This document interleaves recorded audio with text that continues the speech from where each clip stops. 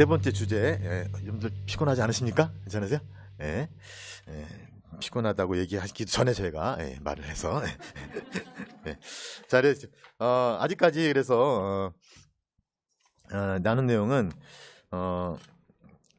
어떤 흔들리지 않는 신앙을 다가가기 위한 어떤 우리들의 마음가짐 한번 살펴보았고요. 두 번째는 저자와 책에 관해서 좀 이야기를 나눠보았으면, 이제 본격적으로 이 책의 내용에 대해서 한번 이야기를 나눠볼 시간인데, 아까 말씀드렸지만 이 책을 다 이렇게 설명해드리면 뭐 시간도 뭐 제한이 있고, 또 제가 그럴 능력도 안 되고, 또 아마도 다 얘기하면 출판사 쪽에서 좀 저를 미워하시지 않을까 해서 저는 오늘 이 시간을 첫 번째 장, 그리고 첫 번째 장이요, 이 책의 전반적인 내용을 잘 담고 있습니다. 그래서 첫 번째 장의 내용을 잠깐 간략하게 소개해 드리는 것만으로 저의 어떤 소개의 목적을 달성할 수 있지 않을까라는 생각이 듭니다. 그래서 첫 번째 장에 나오는 내용들을 간략하게 여러분들과 함께 나눠보고자 합니다. 그래서 첫 번째 장에서 가장 먼저 이야기하시는 것은 신앙이 우리 인간 삶의 근본 문제와 어떻게 연결되어 있는지를 지금 말씀해 주고 가세요.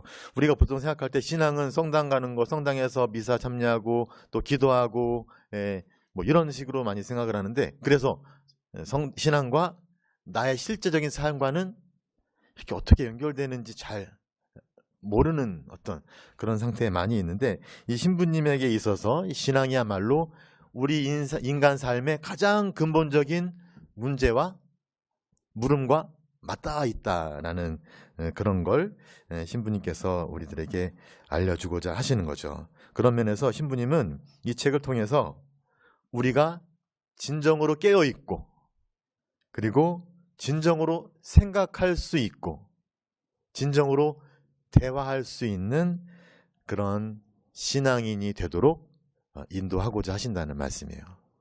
진짜 우리가 깨어있고 생각하고 대화할 수 있는 그런 신앙인, 얼마나 이 시대에 사람들이 목말라 하는 신앙인, 또 우리 스스로도 목말라 하는 신앙인가. 신부님께서 이 시대, 그때 당시 뭐 1970년대 그때 당시에 문명의 위기 얘기하면서 이런 말씀하셨어요. 기술, 경제, 정치, 그 모든 수단들을 다루는 인간의 능력이 그 어느 때보다 높아졌다. 인간의 능력이 더 커졌다. 그 반면에 인간들이 갖고 있는 공동의 목표는 점점 더 사라지고 있다는 거. 이것이 그때 당시에 신부님이 바라봤던 인간, 인류 문명의 위기이고, 어떻게 보면 그 흐름은 지금 더 가속화되어 가고 있죠. 인간의 능력은 정말로 발달해서 인간의 뭐 유전자 뭐 지금 이제 뭐 빅데이터, 인공지능 통해서 훨씬 더 많은 능력으로 새로운 것들을 만들어 가고 있는데, 그와는 반대로 인류가 함께 바라보아야 할 공동 목표가 사라졌다는 것은 우리가 다 인정하는 것이죠. 어떤 면에서는 이 코로나가 우리들에게 큰 상처와 또 큰 절망감을 또 안겨주고, 또 많은 희생자도 낳았지만, 우리 신앙인으로서는 그래도 이러한 일들을 어떤 하느님의 크신 계획 안에서 이렇게 바라볼 수 있을 때, 아마도 코로나는 이런 적나라한 우리들의 모습을 드러내주고 있지 않나. 아무리 능력이 발달해도 바이러스 하나 이렇게 때문에 완전히 전 세계가 이렇게 마비를 겪는 그런 걸 보면, 인간의 능력과는 반대로 인간이 어디로 지금 가야 될지를 갈피를 잡지 못하는 그런 적나라한 현 주소를 보여주는 것이 바로 코로나 현상이 아닌가라는 생각을 합니다. 그런 면에서 이 신부님께서는 이런 말씀을 하시는 거예요. 이 시대를 우리가 살아가기 위해서, 그리고 이 시대를 살아가는 이 사회에 더 그리스도교적인 영감을, 좋은 영향력, 선한 영향력을 불어넣기 위해서는 우리 그리스도 신자들은 의심하는 사람들이 되어야 된다라는 거죠.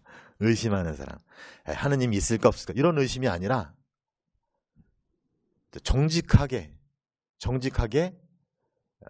자기 자신과 어떤 솔직하게 대화하면서 또 20대 사람들과 솔직하게 대화하면서 정말로 진지한 의심을 할 필요가 있다라는 것이죠. 특히 이 신부님은 전통주의와 신앙주의에 대해서 굉장히 많은 어떤 저항을 하십니다. 사실 우리 가톨릭 교회가 이 전통주의와 신앙주의를 단죄했어요.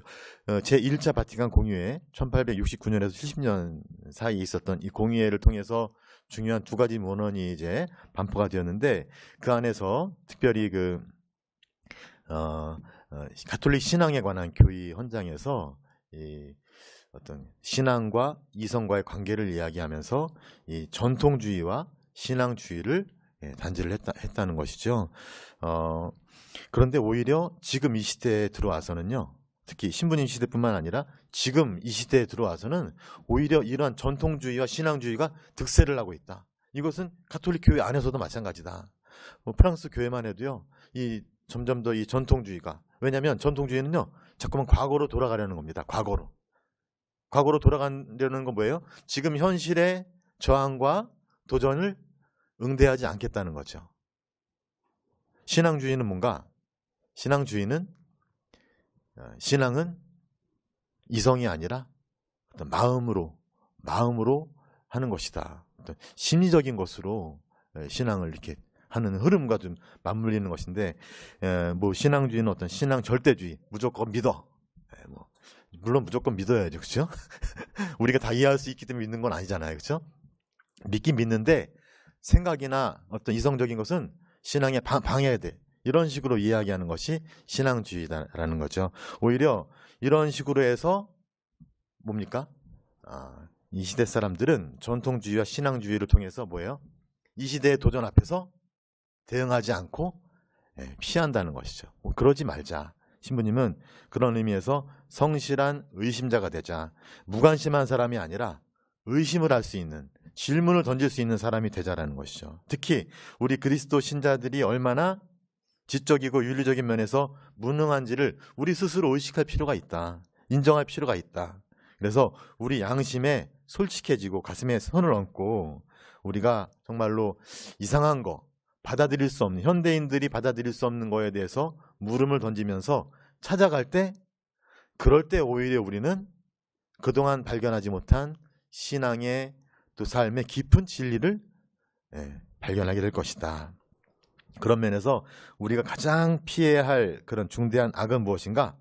인간 존재의 궁극적 의미에 관한 질문을 가로막는 것이다.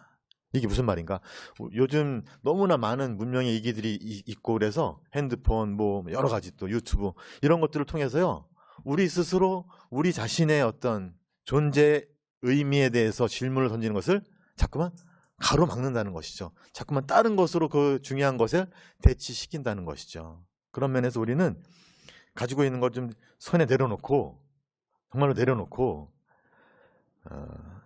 지금 핸드폰으로 시청하시는 분들은 내려놓지 마시고 네, 내려놓으셔도 되겠네요. 네. 그리고 정말 나 자신, 또 인류, 인간 존재, 정말로 어떤 의미가 무엇인가, 우리 왜 살아가는가, 이런 것들을 질문을 던질 필요가 있다라는 말씀을 해주시면서, 신앙이 무엇인가? 신앙은 바로 존재 의미에 대한 피할 수 없는 질문. 우린 피해서는 안 된다는 것이죠. 우리가 왜 살고 있고 어디로 지금 향해서 가고 있는가, 이런 우리 삶의 의미 물음에 대해서 우리는 신앙을 통해서 답을 찾아야 된다라고 말씀을 하시는 거죠. 이제 이 책을 통해서 함께 찾아가자는 것이죠. 그래서 이런 식으로 해서 신부님께서는 신앙의 핵심 중의 핵심으로 우리를 인도하고 계시는데, 그 신앙의 핵심 중의 핵심, 정말 제가 디자이너에게 부탁을 해서 정말 이렇게 강조점으로 쫙 이렇게 한 것이 뭐냐면, 강생, 육화, 지금 육화라고 많이 번역을 하는데 육화와 신화입니다. 육화와 신화. 이게 무엇인가? 하느님이 인간이 되신 게 육화잖아요. 예. 왜 하나님이 인간이 되셨나? 성탄 때 왜 하나님이 작은 아기의 모습으로 우리에게 오셨는가? 그것은 아기처럼 된 인간이, 아기처럼 오신 그 인간의 모습, 인간이 누가? 신이 될 수 있도록 하기 위해서다. 이렇게 얘기하면 진짜 그런가? 하고 생각하실 분이 많을 것 같아요. 그런데 실제로 우리 그리스도교의 가장 핵심 중의 핵심은 그거다라는 거죠.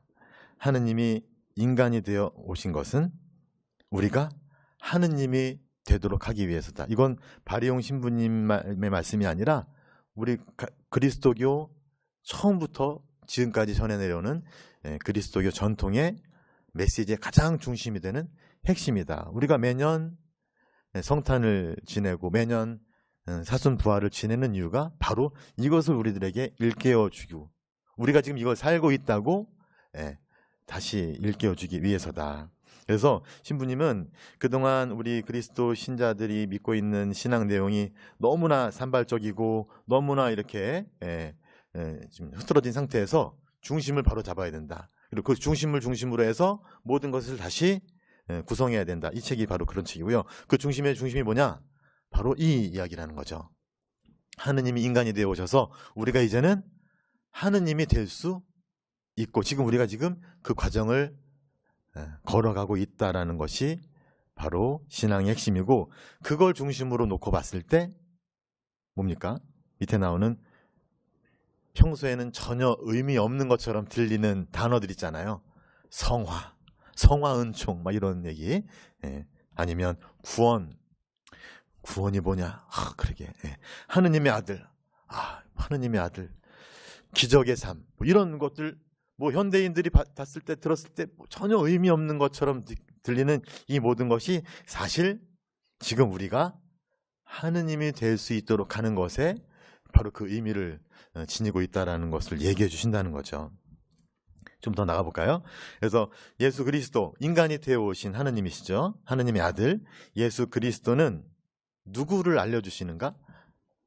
하느님이 어떤 분이신지, 그리고 인간이 어떤 존재인지를 알려주신다. 우리에게 인간은 어떤 존재이며 하느님은 어떤 존재인가를 드러내 주시는 분, 그분이 바로 인간이 신이 되게 하시려고 인간이 되신 그리스도이시다. 조금 전에 했던 이야기가 바로 이 안에 들어가 있죠. 뭡니까? 그리스도 신앙의 중심에는 바로 예수 그리스도가 계시다라는 것이고요. 바로 그 예수 그리스도의 그 존재 자체가 하느님이 어떤 분이신지, 그리고 인간이 어떤 존재인지가 바로 드러난다라는 것이죠. 다음에 이어지는 거. 인간은 누군가? 하느님이 되도록 부름받은 존재라는 것이죠. 예수 그리스도의 그 존재 자체가 우리가 어떤 존재인지를 끊임없이 일깨워주는 그런 존재라는 것이죠. 그런데 여기서 한번 생각해 볼 것이, 신이 된다, 하느님이 된다는 것이 인간이 된다는 것과 어떤 다르다, 혹은 뭐 이렇게 배타적이다, 이런 생각을 하는데 아니라는 거죠. 여기에 들어있는 신비는 무엇이냐? 하느님께서 예수 그리스도 안에서 인간이 되어 오시면서 인간이 신이 되도록 한다고 하셨을 때, 인간이 신이 되는 것이 그러면 인간이 인간임을 버리는 것이냐? 그래서 우리는 지금 나는 지금 하느님이고 난 인간이 아니다, 이런 얘기하는 게 아니라는 거죠. 내가 예수 그리스도를 통해서 하느님이 되는 길을 걸어가면 걸어갈수록 나는 어떻다? 진정한 인간이 되어가는 길을 동시에 걸어가고 있다는 겁니다. 왜냐하면 예수 그리스도께서 바로 사람이 되어 오신 하느님이시면서 동시에 그분의 인간이심을 끝까지 사셨기 때문에, 그분의 인간이심을 끝까지 완성하셨기 때문에 우리가 예수 그리스도와 함께 하느님이 되어가고 하느님의 자녀가 되어가는 길을 걸으면 걸을수록 우리는 우리의 인간됨을 온전히 실현시켜 가게 되는 것이다 라고 이해할 수가 있다는 거죠. 다시 말하면 우리가 인간이 어떤 존재인지를 알 수 있는 유일한 길은 무엇이다? 바로 예수님과 함께 그분이 걸어가신 길을 골고타와 빈 무덤까지 끝까지 걸어갈 때 인간이라는 존재가 얼마나 위대하고 얼마나 소중한 존재인지를 알게 될 것이다. 제가 한번 그 소금 항아리에서 이제 생활성서 이제 그 복음 묵상 이제 매달 나오는 소금 항아리에서 프랑스의 베르나르 세수부의 신부님의 책을 한번 인용한 적이 있는데 L'homme merveilleux de Dieu라는 이제 책 제목인데 그게 무슨 말인가? 인간은 어떤 존재인가? 하느님이 볼 때 너무 놀라서 경탄할 만한 존재라는 바로 인간이다. 그 인간이 어떤 존재인지를 누가 알려주셨다? 바로 예수님께서 알려주셨다. 그래서 우리가 예수님을 알고 그분과 함께 길을 걸어가면 걸어갈수록 우리가 하느님의 자녀로서 새로 태어난 어떤 그런 존재로서 어떻게 하느님이 되어가는지를 알면서 동시에 우리가 인간됨을 어디까지 살 수 있는지를 예수님을 통해서 알게 된다. 그래서 예수 그리스도는 먼저 인간이 어떤 존재인지를 알려주신다. 인간은 하느님이 되도록 부름받은 존재다. 하지만 동시에 예수님은 하느님이 어떤 분이신지를 알려주신다. 어떤 분이신가? 바로 하느님은 사랑이시다. 그리고 사랑뿐이시다. 아까 언급되었었죠. 사랑뿐이시다. 사랑밖에 난 몰라. 아몰랑. 하느님의 이야기인 거죠. 사랑밖에 난 몰라. 사랑밖에 난 몰라. 이거를 누가 어떻게? 바로 인간이 되신 하느님의 존재 자체. 예수 그리스도. 예수 그리스도 그분 십자가에 못 박혀 달리신 아니면 성탄 때 아기 모습으로 오신 그분의 그 존재 자체가 우리들에게 알려주는 것은 바로 하느님은 사랑뿐이시라는 거. 얼마나 사랑하셨으면 바보같이 이건 이제 어떤 욕하는 게 아닌 거예요. 바보같이. 하지만 너무나 거룩한 바보죠. 우리 김수산 취기 형님을 부를 때처럼 바보같이 그렇게 연약한 인간이 되어서 그렇게 수많은 어떤 위험과 어떤 그런 위협 속에서 특히 십자가 위에서 그런 어처구니 없는 고통과 순환과 또 비아냥과 조롱을 받으시면서까지도 우리 인간을 사랑하시는 그 사랑뿐이신 분. 그런데 바로 그 사랑뿐이신 그 하느님을 통해서 우리가 하느님이 전능하시다는 것을 전혀 새롭게 이해하도록 하신다는 거죠. 전능은 바로 사랑의 전능이다. 그래서 우리가 힘의 논리에서의 전능은 힘으로부터 하는 거 아니겠습니까? 그래서 한번 뭐 예를 들자면 그 좀 영상으로 본 것 같은데 어떤 사우나에 이제 어떤 팔뚝에 문신 있는 사람이 딱 앉아 계신데 다른 사람이 딱 가서 그분을 보고 이렇게 피하는 거죠. 근데 좀 있다가 어떻게 됩니까? 가슴에 그냥 문신 크게 한 사람이 들어오니까 여기 문신 있던 사람이 이렇게 눈치 보고 피하죠. 좀 있다가 어떻게 됩니까? 전신에 문신을 하고 들어온 분이 딱 들어오시니까 다들 저 구석으로 도망가는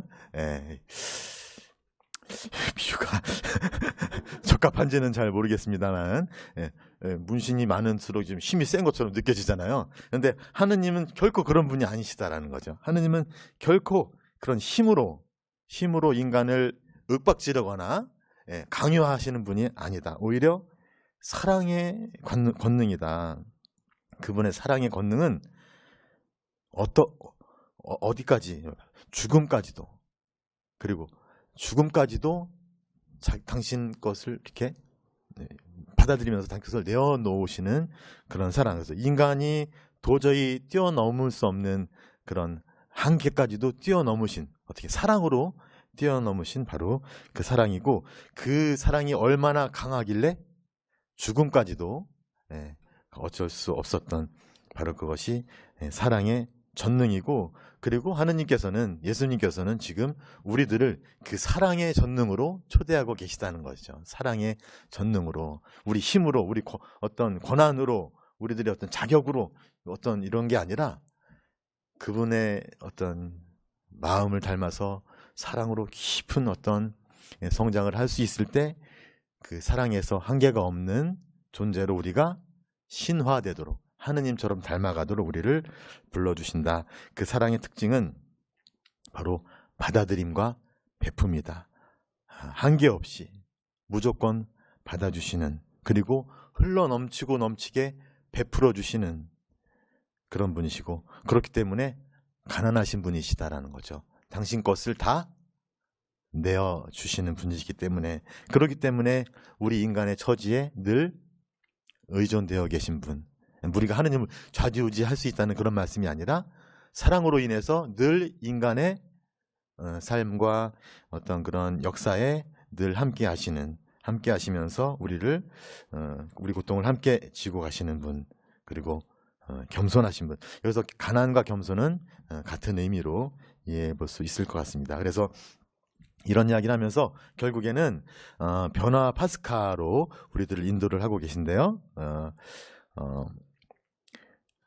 변화는 아직까지 많이 얘기를 했죠. 신화는 변화하는 것이다. 다시 말하면 뭐 신화하면 너무 어렵잖아요. 쉽게 얘기해서 우리는 지금 변화해 가고 있다라는 거죠. 변화. 근데 그 변화가 우리가 생각하는 어떤 뭐 많이 있잖아요. 여기서도 나오지만 변화는 부패가 아니다. 변화는 진짜 변하는 것이다. 진짜 변하는 것. 예. 뭐냐, 소녀가 여자로 되는 것이다. 뭐 소녀가 여자로 되는 건 뭔지는 잘 모르겠어요. 근데 여기 계신 자매님들은 아시겠죠, 그렇죠? 수녀님들은 아실까 모르겠습니다. 소녀가 여자로 되는 것이 무엇인지. 애벌레가 나비로 되는 것. 애벌레가 나비로 되는 것. 그러니까 나비는 애벌레가 아니잖아요, 그렇죠? 애벌레도 나비가 아니고 완전히 변화하는 것이죠. 어떤 이런 이야기를 하시면서 우리가 지금 한 인간 존재로 생물학적으로 태어났지만 사실 우리는 어떤 과정에 있다? 그렇게 변화하는 과정에 있고 그 변화가 바로 파스카라는 거죠. 파스카. 그래서 파스카는 세 가지가 있다. 구약의 백성의 파스카. 기억하시겠지만 이집트에서 종살이에서 이렇게 지금 약속의 땅으로 해방되었을 때 건너가는 것이 바로 이 파스카가 건너가는 거 아니겠습니까? 이렇게 건너가는 것, 그것이 파스카다. 물론 건너가는 거에 이제 어원을 살펴보면 이제 문설주에 양이나 염소의 피를 발랐을 때 천사가 이제 건너서 가서 이제 목숨을 구하게 된다는 그런 의미도 있는데 아무튼 중요한 건 이 히브리 백성의 파스카를 예수 그리스도께서 당신의 파스카로 완성시켜 주셨다는 거죠. 예수님의 파스카는 뭡니까? 예수님의 순환과 죽음과 부활인데 특히 예수님의 최후 만찬 때 성태성사를 제정하시면서 당신의 모든 것을 빵과 포도주에 담아서 제자들에게 나누어 주시고 내어 주시고 그걸 통해서 제자들 역시 그 파스카에 동참할 수 있도록 하셨다는 거죠. 이 파스카는 단순히 노예의 삶에서 어떤 자유로운 삶으로의 건너감만이 아니라 죽음의 땅에서 생명의 땅으로의 건너갑니다. 예수님의 파스카를 통해서 구약의 파스카가 완성이 되었고 그리고 우리 인간의 존재의 운명이 바뀌었다. 이제 죽음은 우리들에게 끝이 아니라 새로운 삶으로 옮겨가는 것으로 어떻게 예수님의 희생 제사를 통해서 그렇게 되었다라는 거죠. 그런데 이 파스카로 끝나는 것이 아니다.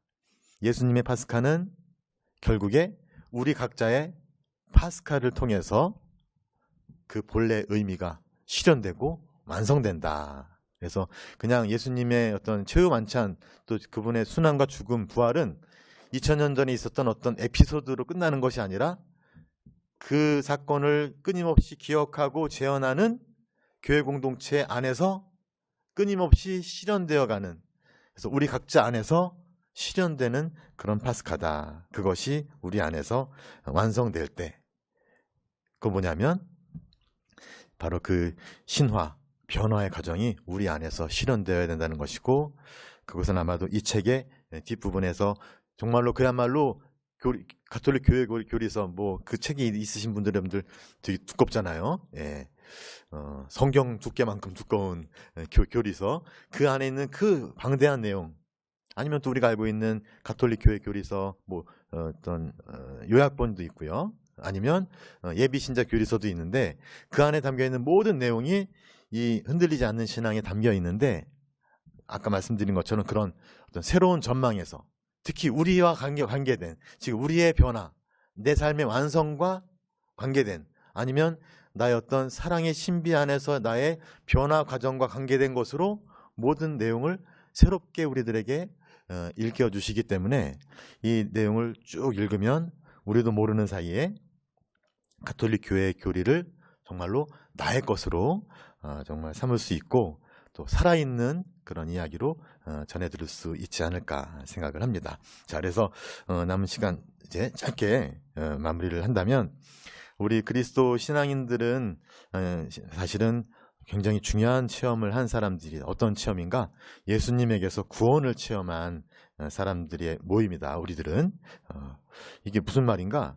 우리는 단순히 어떤 교리 지식을 알고 교리 지식을 신봉하는 사람들이 아니라는 거예요. 우리는 실제로 만난 사람들, 체험한 사람들 이어야 한다는 것이고 그 체험이 없이 우리는 자칫 잘못하면 신앙과는 별 관계없는 그냥 수박 겉핥기식의 신앙인으로 살아갈 수 있다.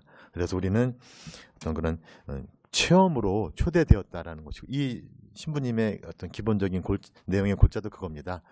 교리가 우리들에게 중요한 것이 아니라 교리 안에 담겨있는 교회의 구원 체험, 하느님이 되어가는 그 체험으로 우리가 초대를 받았다는 것을 일깨워주는 책이라는 것이죠. 성경과 교리서는 신화적 이야기나 추상적인 가르침이 아니라 우리 각자 인생과 함께 써서 완성해야 할 구원의 역사가 담겨있다. 이건 신부님 얘기 아니라 저의 이야기입니다. 그래서 나와 하느님이 함께 만들어가는 아름다운 역사고 우리 인생 그런 면에서 하느님과 함께 걷는 그런 동행길이다라고 말씀을 드리면서 이 동행을 잘 하기 위해서 저는 이 흔들리지 않는 신앙을 좀 잘 활용해 보자라고 좀 제 나름대로 한번 생각해 봤어요. 아까 그 신앙생활 하기 진짜 어렵다. 어떻게 해야 될지 모르겠다. 뭐 성당에 가도 잘 딱 부러지는 어떤 답이 주어지는 것도 아니고 그래서 저는 그분들과 함께 평생을 살 수도 없고 도움을 어떻게 드릴 수 있을까 이 책을 이런 생각을 해봤어요. 우리들은 그야말로 찾는 사람이고 좀 공부를 해야 되겠다. 근데 공부를 잡아줄 사람이 별로 없어. 이 책이 좀 잡아줬으면 좋겠다. 어떻게? 좀 약속을 하자. 어떤 약속? 이 책을 갖고 한번 1년 한번 싸워보자. 씨름을 한번 해보자. 그래서 1년 계획으로 한번 이 책을 조금씩 한번 읽어보자. 이 책이요. 페이지가 한 500페이지가 조금 넘는데요. 요즘엔 이런 책 내면 참 이렇게 민폐라고 하는데 이거 원래 4권으로 나눈 책을 하나로 모은 건데 얼마나 좋아요. 그렇죠? 친절하게 모아줬어요. 근데 500페이지 정도면 한 하루에 2페이지 정도 읽으면 365일이니까 700페이지 되잖아요. 하루에 이거 못 읽겠어요. 그렇죠? 하루에 2바닥씩 읽자. 2바닥씩 읽으면 너무 빨리 끝난다. 1바닥 반씩 읽자. 그래서 1바닥 반을 읽고 노트를 준비하자. 그래서 하루에 1바닥 반과 그 다음에 그 내용을 노트에다가 이렇게 적어놓는 어떤 습관을 매일 들이면서 공부를 한다면 근데 이게 이 책 공부가 아니라 읽어보면 아시겠지만 나도 모르게 영감을 줘요. 그래서 나의 삶에 대해서 한번 생각해 보게 한다는 거죠. 나의 신앙에 대해서. 그런 면에서 저는 하루에 15분 저 처음에 30분 생각했는데 30분 못 따라하실 것 같아요. 15분 여러분들 세상을 바꾸는 시간 세바시 있잖아요. 그거 멍하니 쳐다보시지 말고 스스로 정말 나 스스로 한번 이 세상 내 인생을 한번 바꿔보자. 인바시 인바시 해서 내 인생을 바꾸는 15분을 한번 정해놓고 그래도 말씀을 중심으로 해야 되니까 내일 복음 말씀을 전날 저녁에 한번 2분 정도만 이렇게 쭉 읽는 겁니다. 복음 말씀을 내일 복음 말씀을 그리고 책 덮고 조용히 한 3분만 머물러 있자. 그래서 그 말씀이 내 안에서 이렇게 좀 활동하실 수 있게. 그 다음에 이 책을 읽고 5분 동안 한 페이지 반을 한번 읽어보자. 그리고 나머지 5분간은 그 안에서 내 마음에 와닿는 구절을 좀 적고 나의 생각을 한번 써보자. 이거 5분 짧을 수 있어요. 쓰다 보면 또 넘어가요. 뭐 넘어가도 괜찮은데 너무 오래 쓰시면 다음날 쓰기 싫어 이렇게 할 수 있으니까 너무 욕심 부리지 말고 조금씩 써서 이렇게 한다면, 그러니까 성경책과 이제 뭐 매일 미사가 될 수 있고요. 그 다음에 흔들리지 않는 신앙과 노트, 볼펜, 그리고 십자구상, 그리고 방석 하나, 촛불 하나 이렇게 해놓고 1년 동안 머리띠 이렇게 딱 메고 인바시 해갖고 인생을 바꾸는 시간을 15분 해갖고 한번 도전해보자. 그러면 아마도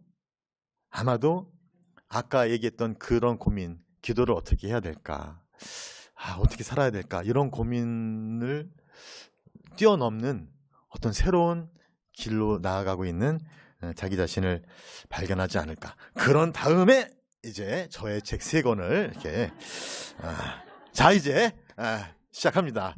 이 책 한번 사봐.